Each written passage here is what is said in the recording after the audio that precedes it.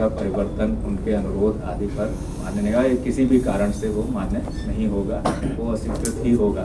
इसलिए अपने आप को वो पूरी अवधि के दौरान उपलब्ध रखने की व्यवस्था कर लें कि ऐसी कोई स्थिति उनके साथ नहीं होगी जो डेट उनके लिए प्रिस्क्राइब की जाए उस डेट पर वो उपलब्ध ना हो पाएँ और उससे जो है उनका जो एक प्रेशियस चांस था वो छूट जाएगा। तो मेरी तरफ से जो है यही था जो है कि जो नया विज्ञापन हम आज प्रकाशित कर रहे हैं आज हमारी वेबसाइट पर आ जाएगा, लेकिन आवेदन भरने की तिथि 18 मार्च 2025 से रहेगी।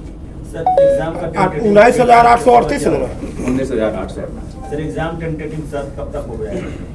ये पहले अब तक पहले जब ये लोग कैंडिडेट एग्जाम फॉर्म भरेंगे कितने भरे गए हैं उसके आधार पर हम जो है निर्णय ले पाएंगे कि कब तक जो है हम करा पाएंगे और कब कराएंगे। लेकिन हम इसमें फिर से जो है मैं यही कहूँगा कि हम उतना ही समय लेंगे जितना हमको सब तैयारियों आदि के लिए आवश्यक पड़ता है उसमें लेंगे।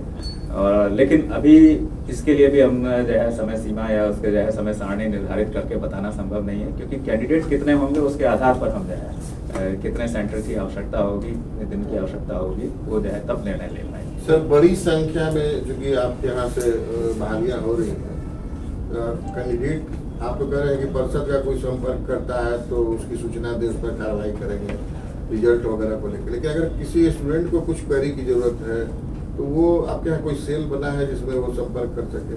या देखिए जब आवेदन भरने की जो है स्टार्ट होगा तो हमारे जो है हेल्पलाइन उसके लिए जो है रहती है, वो उनको जो है मदद उपलब्ध कराएंगे। तो हेल्पलाइन रहेगी? हाँ वो रहेगी।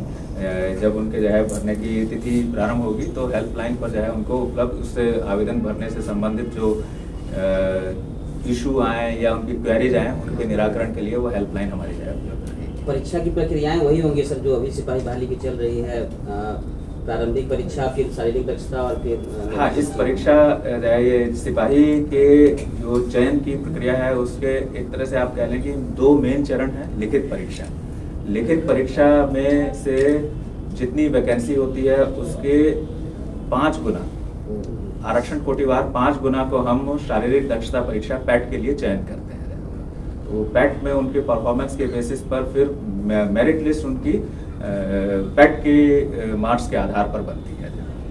तो अभी भी वही रहेंगे। फिर उस समय जो है हम उनके जो है डॉक्यूमेंट वेरिफिकेशन भी करते हैं।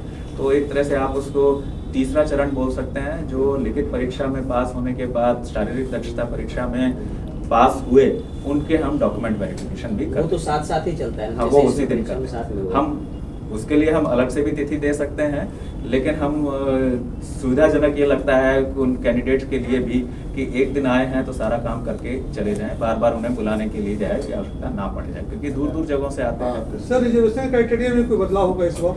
नहीं, जो राज्य सरकार की नीति है वही है। हम बदलाव करने के लिए हम सरकार का कोई ऐसा या कोर्ट से ऐसा कुछ नहीं जाए अभी। कोई पिछले बार एक कंफ्यूजन हो गया था रिजर्वेशन को लेकर के।